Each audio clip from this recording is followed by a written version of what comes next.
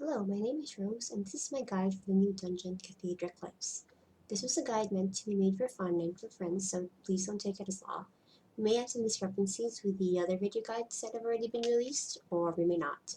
But either way, this is how my group does things, and who knows, yours might do it differently too.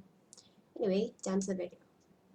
Because of the recent broken spaghetti code of easy mode, the boss will have 3 phases. Roles will be explained as we hit these phases. The only role to point out right now is the tank, who is currently positioned at 2. We start with the boss rotation of 2 swipes, front backslashes, a 270-degree pizza with the save spot directly opposite to where the tank is, a rear attack, then a frontal jab at the tank. There is more to the rotation, but in normal mode it's relatively easy to hit 90%, and so we skipped it. Pace starts at 90% with a dive bomb prompt. The boss will leap into the air, then cause a room-wide knockback. This can be party iframed with stealth, for example. He will then pull everyone in. Because everyone will be sucked back in anyway, you may or may not use an iframe in the initial knockback. It's more for convenience sake, as members can keep DPSing and have a little more leeway to get to their designated spots. The boss will jump back into the air and throw 4 feathers at the 4 farthest people, in order of the furthest to the closest. If you have less than 4 ranged people, for example in this party we only have 3, ensure that at least one of the melee is one of the aforementioned 4 farthest people. In this case, I am that 4th person. The reason is that you cannot plant a feather right on the boss. This will be explained later. So as you can see, I'm at around 11 meters, which is sufficient because the other 2 melees are within 3 meters of the boss. When the boss throws a feather at you, you block it. You can choose not to, but you will be knocked down. The placement of the feathers for the first phase doesn't matter too much as long as everyone who is blocking is generally spread out as we are here. The Divine Wrath prompt signals another part of the map. There are 4 circles on the floor here. This is also indicated on the minimap. Pools will spawn randomly directly across from each other. This means that if a pool spawns at 2, one will also spawn at 8. If a pool spawns at 4, then one will also spawn at 10. In this case, a pool spawned at 8, and while it's not visible here, another pool spawned at 2. It's important to note that only 1 pair of pools will spawn in the first phase, and 2 pairs will spawn in both the second and third phase. Pools will be cleansed by 2 people. It doesn't matter who. In our group's case, we have our gunners, May and Steve, do a large raid of the mechs here, so they are our cleansers. The role of the cleanser is to grab a pool and immediately touch a feather. You must grab a feather within 25 seconds because when you grab a pool, you will have a wrath buff that will automatically kill you once it times out. Now, note here where May is and where his feather is. He is positioned between the pools at 8 and 10. Steve is positioned between the pools at 2 and 4. May has assigned himself the pools on the left side of the map, which are 8 and 10, while Steve has assigned himself the pools on the right side of the map, which are 2 and 4. By being in the middle of the locations of their respective pools, they will easily be able to react to whichever one spawns, which, as I mentioned earlier, is random. So the pool that spawned here is at 8, and while not visible, this means the one at 2 has spawned. As you can see, May hooks into his pool, grabs it, then hooks right back out to cleanse the feather that he had positioned behind himself.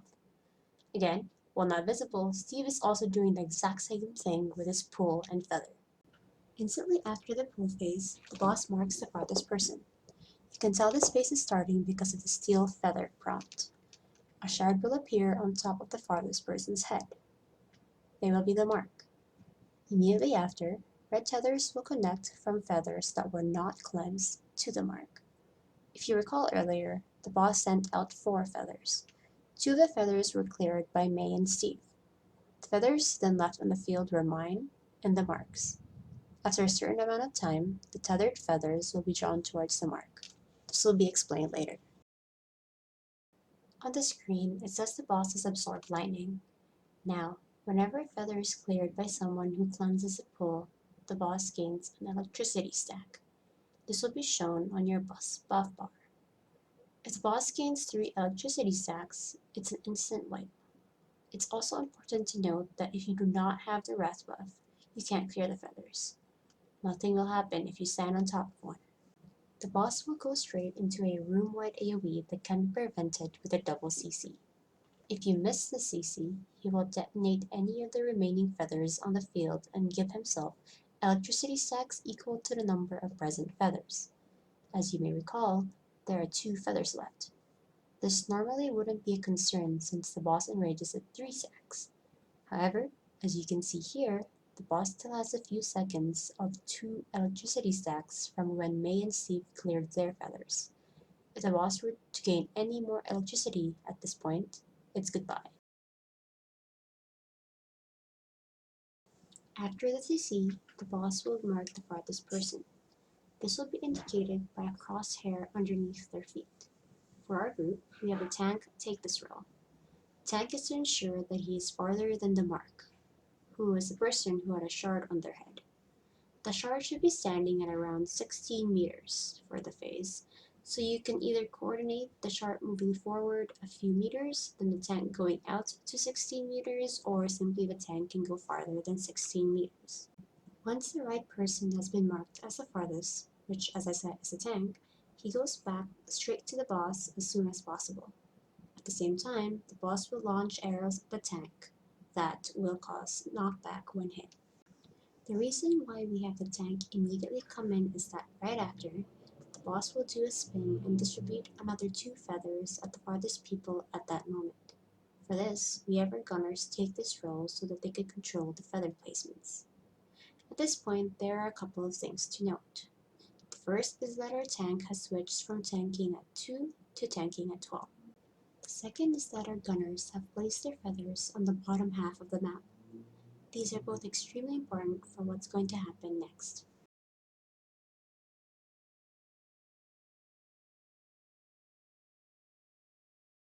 Two pillars and a sword will spawn roughly at 4, 8, and 12.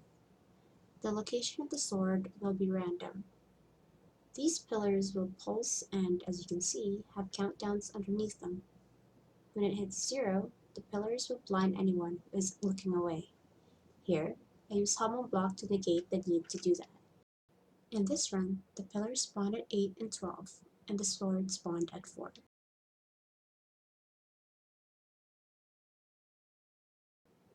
When the pillars explode, orbs will spawn in their locations. 2 people are assigned to block these orbs. Again, this will be our gunner mech monkeys, May and Steve. After they block their orbs, a tether will form between them. There are several important things to note about this tether. 1. The tether must never touch the boss, as it causes an instant wipe. 2. If any party member is between the tether, they simply need to walk out of it, as it does have a continuous DOT of sorts. 3. The tether must not touch the feathers. As the orbs spawn, the boss starts to launch continuous, lightning-based AoEs on the tank's half of the map. Recall that our tank is currently at 12. This means that anything from 9 to 3 is a no-go zone, and anything from 3 to 9 is safe. What I mean by the no-go zone is that there must be no feathers on the tank's side of the map. If one of the AoEs happens to hit it, it gives the boss an electricity stack. This is why it's important for your main mech duo to have control over where the additional set of 2 feathers land.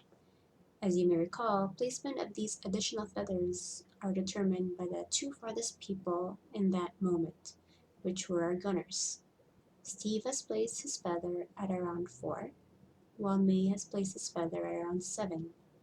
They are on the bottom half of the map, which is exactly where you want them to be. Here is the tether that formed between our gunners.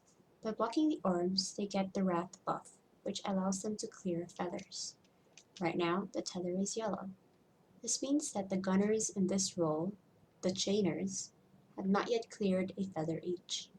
This is where your chainers must have the coordination to successfully clear the feathers around the map, while not hitting the boss as well as not hitting the feathers with the tether. If the feather is grabbed with a tether, it will be cleared. The boss will gain an electricity stack, but it will not count towards the feather that each person must clear. As you can see here, May communicated grabbing the feather at 7, while Steve immediately hooks over to grab the feather at 4. The tether then turns red. They then just need to touch the sword with the red tether, and once the sword also turns red, the mech has been successfully completed. Here, the boss grabs his sword, and because the mech was done successfully, takes 6% HP damage. The boss will then do a 3-hit room-wide AoE that can be party iframed. Because of our DPS, we immediately pushed him into the next phase. The same thing happens again. Everyone gets knocked back, then pulled in. Now, the key difference between the first phase and the second phase is that now in the second phase, 6 feathers are launched by the boss, whereas in the first phase there were only 4. This means everyone gets a feather. Proper party positioning now comes into play. As you can see here, we are all positioned relative to where the shard is, who, again, is the furthest person marked when the Steel Feathers prompt appears. We start off with our gunners, May and Steve. They again have dropped their feathers in the same spots as the first phase. May's is between his pools at 8 and 10, and Steve is between his pools at 2 and 4. Hotaru dropped his feather next to the pool at 8, and I dropped mine next to the pool at 4. Remember to drop feathers next to the circle on the map and not right on it. Feathers cannot be spawned right on top of the pool. The tank has backed up from the boss, which is extremely important to remember, as you should not place a feather right on the boss. He gains an electricity stack, and again, if you have 3, you will wipe. The tank, Donkey, positions himself around the same area where Steve is, which is between the pools at 2 and 4, but slightly in front of him. This will be explained shortly. Finally, we have the shard's placement. In the clan, we employ what we jokingly refer to as the UU method. This entails our shard, which in this case is our warlock Lindy, standing at 18 meters. Once the feather lands, she moves forward to 16 meters. Again, this will be explained shortly. Next comes the pool spawns. Recall that for the second and third phases, 2 pairs of pools will spawn. What we do is that we have our mech monkeys, May and Steve, grab a pool, clear their own feathers, as they did in the first phase, then immediately grab another pool. As you can see here, May and Steve have already left their spots between their respective pools. May is already headed towards the 10 o'clock pool as soon as it spawns, and Steve is headed towards the 2 o'clock pool. They then hook over to their respective feathers, clear them, and then as quickly as possible, grab the second pool. Pools, if not grabbed within a certain amount of time, will explode and deal relatively significant damage to anyone close by, as well as detonating any feathers nearby and giving the boss electricity stacks. Your cleansers must be able to move quickly enough to grab all the pools. Here, after our gunners have grabbed their second set of pools, note that they don't clear any more feathers. This is because the boss now has 2 electricity stacks from when they cleared their own feathers. If they cleared feathers again, the boss would gain more stacks, and recall that anything higher than 2 is an instant wipe. The pace of this fight is relatively quick. As our gunners are still clearing pools, the next part of the phase already begins. The steel feathers mechanic is where the boss marks the farthest person, and this is symbolized by a shard on their head. That's Lindy, who is now standing at 16 meters. Now, the tethers appear again, but they have a more significant effect for the second and third phases. Right now you see 4 tethers. Recall that 6 feathers were launched initially, but 2 were immediately cleared by May and Steve. The feathers left are mine, Hotaru's, Donkey's, and Lindy's. This forms a rough W shape. As mentioned earlier, we had Donkey slightly shift over to be around the area between the pools at 2 and 4. The reason for this is that once the shard gets dazed and the feathers get pulled towards the shard, the feather must not touch the boss. Because he moves slightly over, the feather has a very clear path to Lindy. The other thing I briefly mentioned is the UU method. Right now, you can see Lindy's feather is actually slightly behind her since she had moved forward 16 meters from 18 meters. We'll examine these feathers in a bit. The shard now gets dazed, and the feathers will be pulled towards Lindy. Now, you need 2 blockers. This run lets myself and Otaru see how and where we are positioned. I'm slightly to the left of my feather and Hotaru is slightly to the right of his. We want to block our feathers as far away as possible from the shard. You block simply by standing still. Note that you have to stand still because if you're moving around, it won't register and you won't block. And a red circle will appear on your feet indicating that you are good to go. Hotaru's and my feathers, having been successfully blocked, stay more or less where they are. The only feathers pulled towards Lindy are the tank's and her own. Now, look at Lindy and Donkey's feathers. Here, I'll mention the Yu method again. The Yu method basically entails the shard moving forward to 16 meters from 18 meters after having landed their feather. The end result is this: two feathers that are a good distance apart. We use this as a sort of fail-safe in the group. If, let's say, I failed to block my feather and landed close to Lindy, we would then have two feathers too closely clumped together.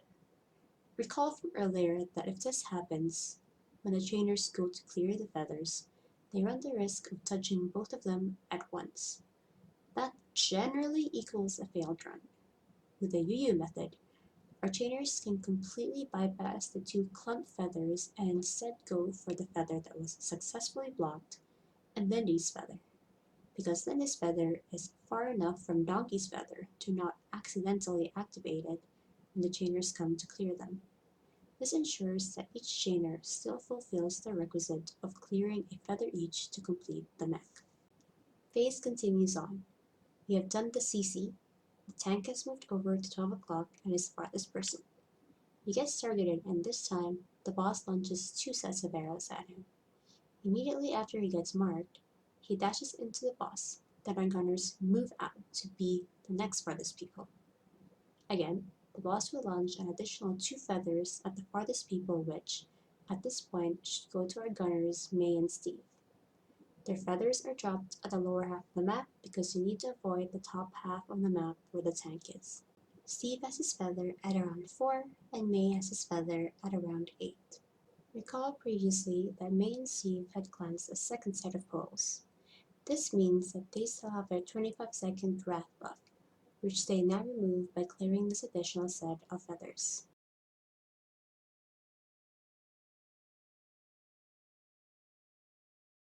Pillars this round spawned at 12 and 4, and the sword spawned at 8. Following the timer countdown, I hum a block to prevent the blind status. May and Steve head over to the pillars to get ready to block the orbs. Once the orbs have spawned and are blocked, a tether forms between them. Now they coordinate and find a feather each to clear without the tether touching the boss or a feather. Here, you technically have 4 choices of feather to clear. If you hadn't employed the Yu method and the two feathers here were to clump together, then they would have had no choice but to block these two. The tether turns red after each having cleared a feather. They touch the sword with the red tether, the sword turns red, and the phase is complete.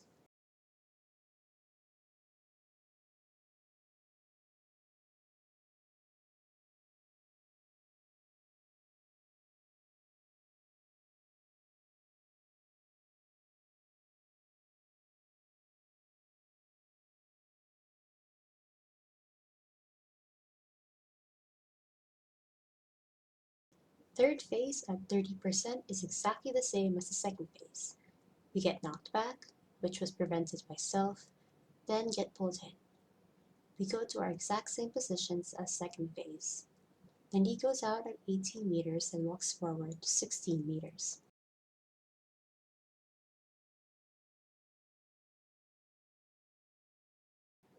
May and Steve cleanse their first pulls, clear their feathers, cleanse their second pulls, and hold the wrath buff.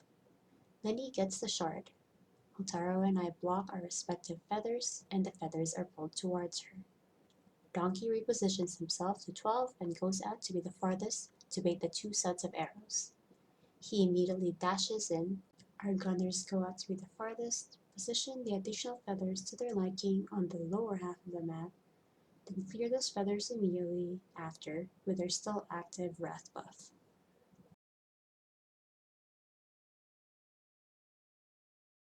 Pillars here spawned at 4 and 12 again, and the swords at 8. Moon blocked the blind. May and Steve block their orbs and get tethered, getting their wrath buff by doing so. Coordinate to clear a feather each, touch the sword with a red tether, and phase is done. Thanks for watching my guide. This was brought to you by members of the Kill Lindy clan. Many thanks to our clan member Yuyukos for the aptly named Yuyu method. I hope this video was informative, and have a great day everyone.